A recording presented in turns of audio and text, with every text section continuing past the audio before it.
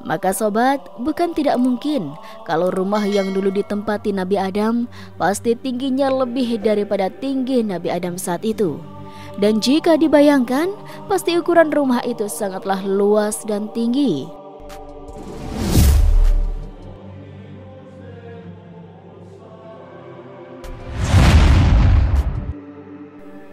Sobat Rizky rahimahumullah, pernahkah kalian berpikir bagaimana bentuk rumah pertama Nabi Adam sebagai manusia pertama di bumi? Sejauh ini belum ada bukti sejarah yang pasti dan mengindikasikan jejak Nabi Adam di muka bumi, mengingat dia adalah manusia pertama yang hidup di bumi. Lebih tepatnya jejak rumah yang ia bangun untuk berteduh dari panasnya matahari dan dinginnya malam. Keturunannya hanya diberikan sebuah gambaran kisah tentang kehidupannya yang semula berada di surga hingga diturunkan ke bumi bersamaan dengan Hawa. Namun di tempat yang dipisahkan oleh Allah Subhanahu wa Ta'ala sebagai cobaan untuk mereka berdua, yakni Adam dan Hawa. Dan tentu saja selama perpisahan lamanya itu, mereka saling merindu dari tempat masing-masing. Hingga mereka memutuskan berdoa dan memohon kepada Allah agar dipertemukan. Dan setelah sekian lama, akhirnya Allah pun mengabulkan permintaan mereka dan mempertemukan keduanya. Dan mereka pun saling melepas rindu dan bersyukur, mengucap hamdalah kepada Allah Subhanahu wa Ta'ala. Kisah tentang Nabi Adam dicantumkan dalam Al-Quran dan hadis sahih, yang mana diyakini oleh umat Islam bahwa apa yang dicantumkan di keduanya adalah benar. Bukti-bukti tersebut menceritakan bagaimana kehidupan Nabi Adam sebagai manusia pertama, tentang bagaimana ia makan, beternak, hingga menyembah Allah Subhanahu wa Ta'ala. Merujuk pada sumber-sumber tersebut, dapat dinilai bahwa sosok Nabi Adam mematahkan teori evolusi manusia berasal dari kera. Sebab sang manusia pertama adalah seorang nabi sekaligus khalifah pertama di muka bumi, diciptakan dalam wujud sempurna oleh Allah Subhanahu wa Ta'ala. Lantas, apakah ada bukti peninggalan berupa rumah?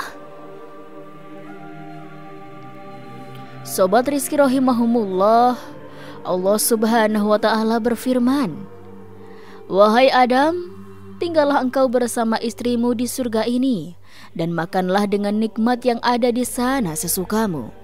Tetapi jangan kamu dekati pohon ini, nanti kamu termasuk orang-orang yang zalim." Quran Surat Al-Baqarah ayat 35.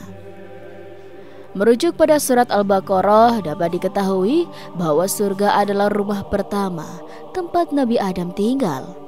Namun, itu surga ya sobat, bukan yang di dunia. Surga adalah tempat segala nikmat berada, hingga ia diperintahkan untuk makan apapun sesukanya, kecuali memakan buah pohon kuldi. Surga juga menjadi rumah bagi Allah Subhanahu wa Ta'ala, sehingga sana Sang Pencipta. Setiap manusia sejatinya berasal dari surga hingga terlahir dan ditempatkan di muka bumi. Allah Subhanahu wa Ta'ala berfirman, "Perumpamaan taman surga yang dijanjikan kepada orang-orang yang bertakwa, di sana ada sungai-sungai yang airnya tidak payau, dan sungai-sungai air susu yang tidak berubah rasanya, dan sungai-sungai khamar, anggur yang tidak memabukkan, yang lezat rasanya bagi peminumnya, dan sungai-sungai madu yang murni. Di dalamnya mereka memperoleh segala macam buah-buahan dan ampunan dari Tuhan mereka. Samakah mereka dengan orang yang kekal dalam neraka dan diberi minuman dengan air yang mendidih sehingga ususnya terpotong-potong?" Quran Surat Muhammad ayat 15. Juga firman Allah Subhanahu wa Ta'ala yang berbunyi, "Kenikmatan yang dirasakan di surga menurut Al-Quran adalah rasa damai tanpa ada kerusuhan. Sebab orang surga tidak pernah melakukan perkataan yang dusta, berbohong, dan omong kosong. sebagaimana yang dijelaskan dalam potongan surat Al-Hijr ayat 45 sampai 48 yang artinya, sesungguhnya orang yang bertakwa itu berada dalam surga-surga atau taman-taman dan di dekat mata air yang mengalir. Masuklah ke dalamnya dengan sejahtera dan aman dari kekurangan, ketakutan, kesedihan, kegundahan, bahkan bencana dan malapetaka. Dan kami lenyapkan segala rasa dendam yang ada dalam hati mereka. Mereka merasa bersaudara, duduk berhadap-hadapan di atas dipan-dipan. Apa saja yang mereka butuhkan sudah tersedia di dalam surga. Dan lebih dari itu, mereka pun tidak akan dikeluarkan darinya. Mereka kekal dalam kenikmatan surga itu. Quran Surat Al-Hijr ayat 45-48. Sobat Rizki rahimahumullah, sayang 1000 kali sayang, Nabi Adam tidak berlangsung lama di surga. Karena ia dan Hawa istrinya terusir dari surga gara-gara melanggar larangan yang dititahkan oleh Allah Subhanahu wa Ta'ala. Dan kami berfirman, "Hai Adam, diambillah oleh kamu dan istrimu surga itu, dan makanlah makanan-makanannya yang banyak lagi baik, di mana saja yang kamu sukai. Dan janganlah kamu dekati pohon ini yang menyebabkan kamu termasuk orang-orang zalim." Quran Surat Al-Baqarah ayat 35. Dalam ayat lainnya disebutkan, jika sosok yang mendorong Adam dan Hawa untuk memakan buah terlarang itu adalah setan. Lalu keduanya digelincirkan oleh setan dari surga itu dan dikeluarkan dari keadaan semula. Al-Baqarah ayat 36. Kisah tentang setan menipu Adam dan Hawa secara detail diterangkan dengan perinci dalam Quran Surat Al-A'raf ayat 20-23. Maka setan membisikkan pikiran jahat kepada keduanya untuk menampakkan kepada keduanya apa yang tertutup bagi mereka, yaitu auratnya. Dan setan berkata, "Tuhan kamu tidak melarangmu dari mendekati pohon ini, melainkan supaya kamu berdua tidak menjadi malaikat atau tidak menjadi orang yang kekal dalam surga." Dan dia setan bersumpah kepada keduanya, "Sesungguhnya saya termasuk orang yang memberi nasihat kepada kamu berdua." Maka setan membujuk keduanya untuk memakan buah itu dengan tipu daya. Tatkala keduanya telah merasakan buah kayu itu, tampaklah bagi keduanya aurat-auratnya, dan mulailah keduanya menutupinya dengan daun-daun surga. Kemudian Tuhan mereka menyeru mereka, "Sesungguhnya setan itu adalah musuh yang nyata bagi kamu berdua." Keduanya berkata, "Ya Tuhan kami telah menganiaya diri kami sendiri, dan jika Engkau tidak mengampuni kami dan memberi rahmat kepada kami, niscaya kami termasuk orang-orang yang merugi." Quran Surat Al-A'raf ayat 20-23. Sobat Rizki rahimahumullah, merujuk pada Al-Quran dan hadis, tidak ada manusia di muka bumi sebelum Nabi Adam. Nabi Adam oleh Allah Subhanahu wa Ta'ala diciptakan dalam kondisi sempurna, hingga iblis dan penghuni surga diminta menghormati Nabi Adam. Dua poin ini mematahkan teori evolusi manusia berasal dari kera, sebab tidak ada manusia sebelum Adam dan ia diciptakan dalam kondisi sempurna. Namun sobat, meskipun Nabi Adam adalah manusia pertama, ia bukanlah makhluk pertama di muka bumi. Sebab jauh sebelum itu Allah Subhanahu wa Ta'ala telah menciptakan jin di muka bumi, yang mana mereka hanya berbuat kerusakan. Tidak ada riwayat yang bisa dijadikan bukti konklusif di belahan bumi mana Nabi Adam dan Hawa diturunkan. Namun satu-satunya yang dapat dibenarkan dari riwayat-riwayat tersebut adalah Nabi Adam diturunkan di India dan Hawa diturunkan di Arab. Hingga lamanya waktu berlalu, mereka baru bisa kembali menyatu dan berkeluarga, memiliki 2 pasang anak kembar. Selama hidup, Nabi Adam mendapat tuntunan dari Allah tentang bagaimana cara hidup di bumi dan juga tentang pakaian yang harus ia kenakan hingga makanan yang harus ia makan. Sobat Rizki rahimahumullah, saat pertama diturunkan ke bumi, ukuran tubuh Nabi Adam tidak seperti manusia pada umumnya, melainkan diciptakan sangat tinggi hingga kakinya menyentuh bumi dan kepalanya berada di surga. Lantas ukuran tubuhnya diperkecil hingga menjadi setinggi 30 meter. Allah Subhanahu wa Ta'ala menciptakan Adam alaihissalam berdasarkan bentuknya, tingginya 60 hasta. Kemudian Allah Subhanahu wa Ta'ala berfirman, "Pergilah dan memberi salamlah kepada para malaikat itu, dan dengarkanlah mereka memberi hormat kepadamu. Itulah kehormatanmu dan keturunanmu." Lalu Adam mengucapkan, "Assalamualaikum." Maka para malaikat mengucapkan, "Assalamualaikum warahmatullah." Para malaikat menambahkan, "warahmatullahi." Maka setiap orang yang masuk surga serupa dengan Adam dalam hal perawakan atau postur dan gambaran, dan manusia itu senantiasa bertambah kecil sampai sekarang. Hadis riwayat Bukhari, Muslim, dan Ahmad. Dalam hadis lain berbunyi, sesungguhnya tinggi badan para penghuni surga ketika mereka memasuki surga adalah 60 hasta, seperti pohon kurma yang tinggi. Mereka makan buah-buahan atau pohon di surga sambil berdiri. Hadis riwayat Abu Naim. Meskipun sudah menjadi 30 meter, bukankah itu masih sangat tinggi dibandingkan dengan tinggi manusia sekarang? Maka sobat, bukan tidak mungkin kalau rumah yang dulu ditempati Nabi Adam pasti tingginya lebih daripada tinggi Nabi Adam saat itu. Dan jika dibayangkan, pasti ukuran rumah itu sangatlah luas dan tinggi.